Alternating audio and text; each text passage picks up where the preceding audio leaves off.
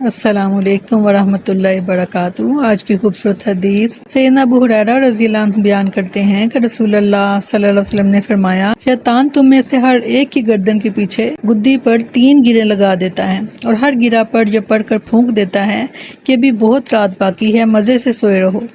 پھر اگر وہ شخص بیدار ہوا اور اس نے اللہ کا ذکر کیا تو ایک گرہ کھل جاتی ہے، اور اگر اس نے وضو کر لیا تو دوسری گرہ کھل جاتی ہے۔ پھر اگر اس نے نماز پڑھ لی تو تیسری گرہ بھی کھل جاتی ہے، اور وہ اس حال میں صبح کرتا ہے کہ وہ حشاش بشاش اور دلشاد ہوتا ہے، ورنہ صبح کو وہ بد باطن اور سست مزاج اٹھتا ہے، کیونکہ آپ صلی اللہ علیہ وسلم نے فرمایا کہ جو نماز کے لیے نہیں اٹھا تو آپ صلی اللہ علیہ وسلم نے فرمایا ہے کہ شیطان اس کے کان میں پیشاب کر دیا تھا، اس لیے وہ صبح نماز کے لیے نہیں اٹھ سکا۔